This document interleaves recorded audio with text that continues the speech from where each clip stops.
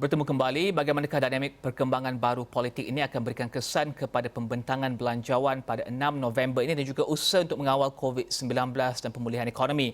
Consider this mendapatkan pandangan Ketua Penerangan UMNO Syahril Hamdan dan juga Ahli Parlimen MUA dan pengasas Bersama Muda Syed Saddiq. Saksikan petikan temu bual berkenaan. In terms of where we go from here, I think it's not to say that it's untenable. I think what is the main question is really how do we combat COVID at the same time as we try and hold on to some semblance of political stability. And I think any resignation, any end of this government doesn't necessarily contribute to that. I think there are many other steps to exhaust before any drastic moves or drastic measures are taken. What I'd really like to hope to see, what I really hope to see, is some form of specific discussion about what it takes to, number one, avoid an election, because I think for the most part we agree that's not the best idea after what we saw in Sabah. At the same time, also respecting democracy and respecting that Parliament has its proper role.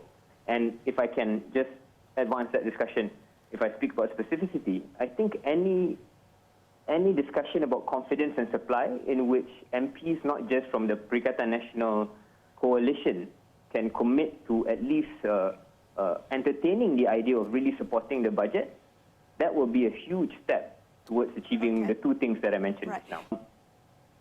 One of the things that have come out over the past 24 hours is, I think, encouragingly, some opposition MPs, and I hear that Saddiq's going to be on your show in a bit, have implied that they're quite prepared to contribute towards the budget getting passed.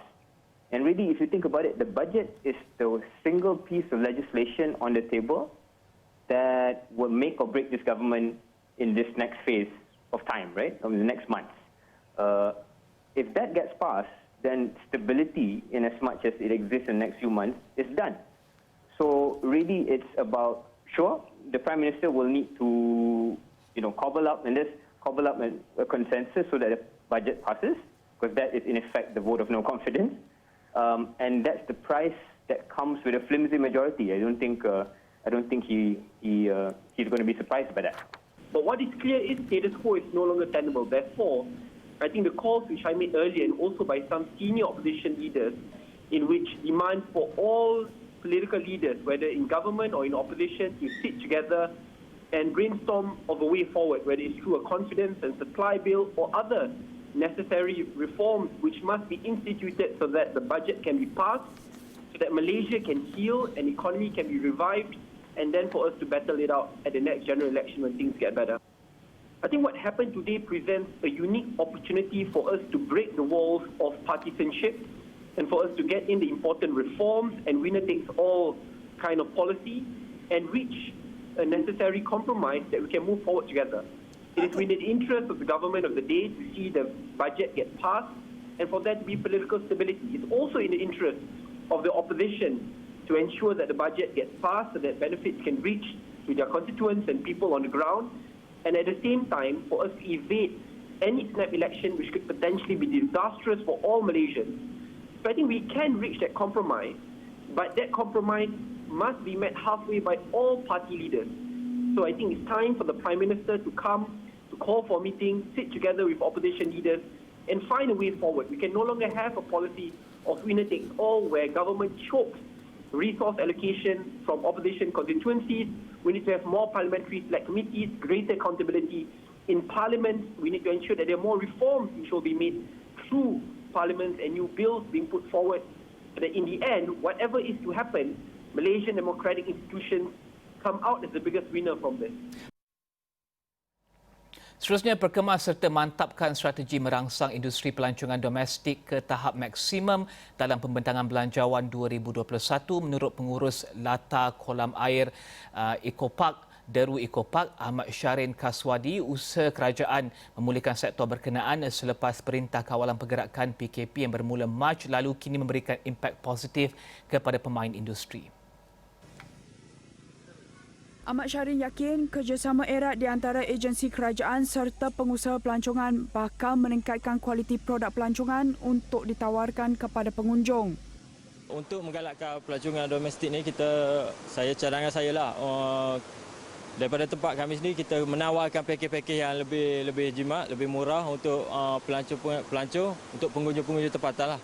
Selepas tu saya harap kerajaan juga dapat memberi sokongan daripada segi fasiliti kepada pelancongan domestik. Contohnya tempat kami ni pun jalan kita punya entrance pun jalan masih berbatu lagi lah. Semasa PKP hari tu kita total down lah. Sebab kita punya bisnes memang dalam pelancongan ni memang tak boleh nak running terus. So lepas PKP ni alhamdulillah sebab pelancongan domestik meningkat dengan mendadak. Orang ramai orang-orang tempatan menyokong pelancongan domestik lah. Kita punya pengunjung pun 2 kali ganda daripada sebelum PKP lagi. Menurut Ahmad Syarin, langkah kerajaan menyokong pelancongan tempatan secara berterusan juga mampu mengelakkan pengusaha pelancongan berdepan risiko gulung tikar. Dan kekurangan kemudahan infrastruktur khususnya penginapan dan tempat bermalam di daerah Selama Perak antara isu diutarakan oleh penduduk di situ walaupun sudah ada rumah inap dan hotel tetapi ianya masih tidak mencukupi bagi menampung jumlah pelancong domestik ke daerah tersebut yang dilihat begitu memberangsangkan sejak kebelakangan ini.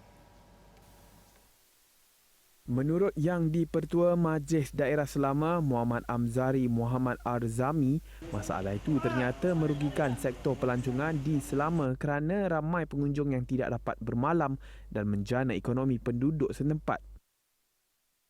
Jika kerajaan dapat bantulah terutamanya daripada segi infra asas bagaimana pembinaan rumah rehat baru ataupun penginapan-penginapan yang baru di kawasan sini, saya yakinlah kawasan sini akan lebih maju lagi daripada segi ekoturismnya sebab di sini semua ada.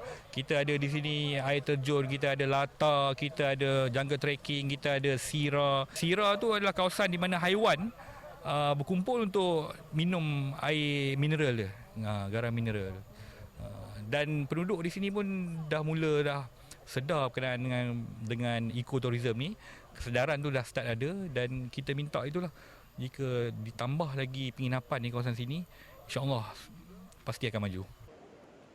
Muhammad Amzari berkata penerimaan orang ramai untuk datang ke daerah itu mula menampakkan kesan dengan pelbagai promosi dijalankan termasuk dari segi pelancongan yang menawarkan sukan lasak berakit kepada pengunjung.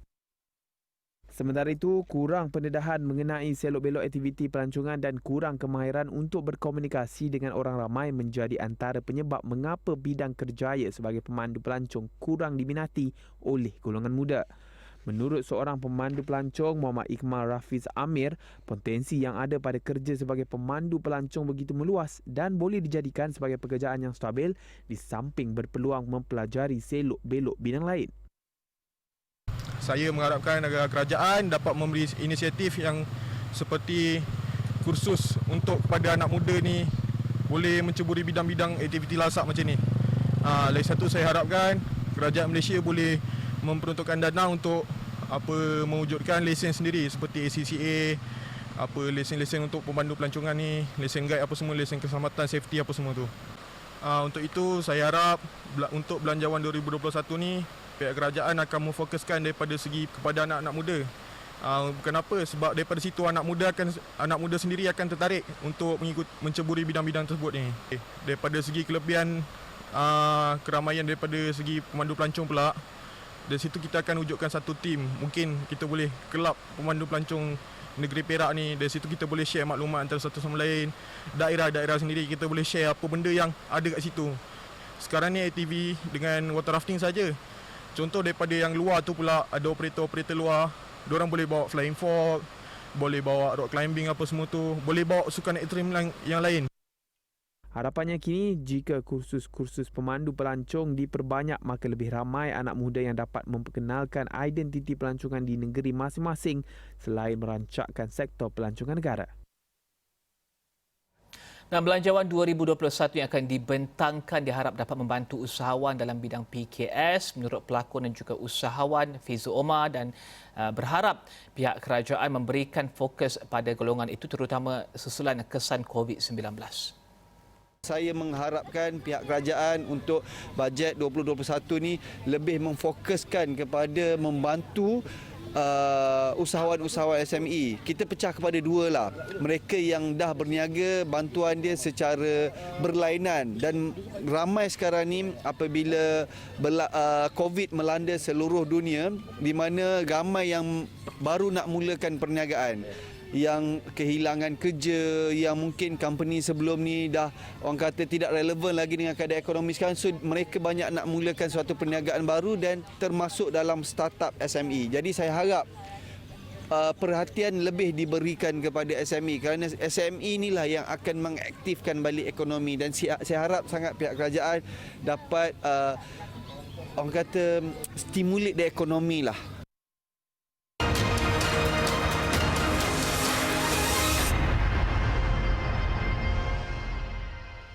Dan paparan itu mengakhiri Niaga Awani untuk pagi ini. Teruskan bersama kami di Astro Awani, berita segenap dimensi. Salam hormat.